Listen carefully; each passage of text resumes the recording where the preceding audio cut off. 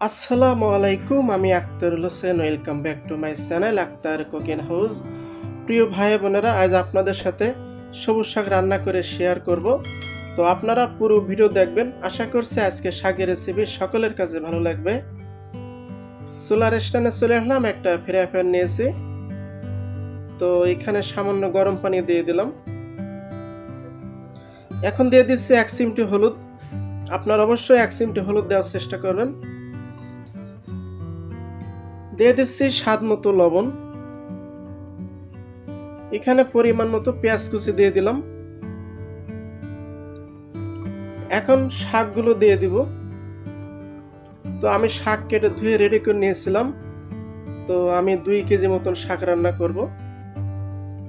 তো আপনারা এটা ডাঁটা শাকে বলতে পারেন, ছোট ছোট গুলো ডাঁটা শাক। তো পুরো শাকগুলো দিয়ে দিলাম, এখন ঢেকে দিলাম। তো চুলার একটা লোতে আমি শাকগুলো সেদ্ধ করে নিব। তো বলক আসা পর্যন্ত অপেক্ষা করব। তো সবজির বলক চলে এসেছে। এখন সবজিগুলো হাফ সেদ্ধ করে নিব। হাফ সেদ্ধ করে পানি শুকিয়ে ফিরে আসবো।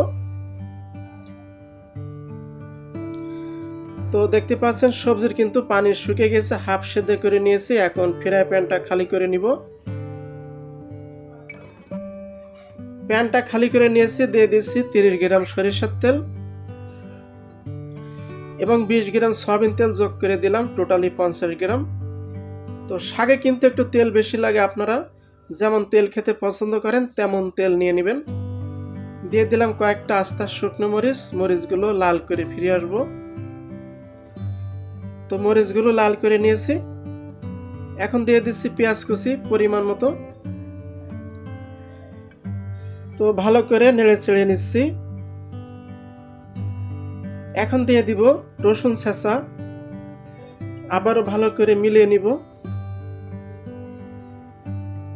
এখন দিয়ে দিচ্ছি কাঁচামরিচ। এখানে 30 গ্রাম কাঁচামরিচ রয়েছে। তো আপনারা যেমন ঝাল খেতে পছন্দ করেন তেমন মরিচ নিয়ে নেবেন। এই মরিচ একটু ঝাল কম। এখন পেঁয়াজ রসুনগুলো লাল করে নিব। তো দেখতে পাচ্ছেন পেঁয়াজ রসুনগুলো লাল করে নিয়েছি এবং কয়েকটা আস্তা কাঁচা জিরা দিয়ে দিলাম। তো ভালো করে লাল করে নিচ্ছি, দেখতে পাচ্ছেন। এখন দিয়ে দিব শাকগুলো। তো চুলার একটা মিডিয়াম রয়েছে, আমি ভালো করে মিলিয়ে নিচ্ছি। তো সবজিগুলো 1 মিনিট ভালো করে কষাই নিব, কষায় ফিরে আসবো। তো শাকগুলো কষায় নিয়েছি।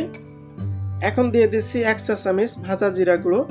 আপনারা কিছু জিরা ভেজে নেবেন। আবারও ভালো করে মিলিয়ে নিব।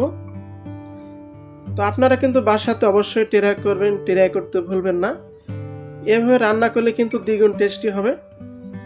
তো আমার শাক রান্না রেডি। এখন একটা প্লেটে উঠিয়ে নিচ্ছি। তো একটা প্লেটে উঠিয়ে নিলাম।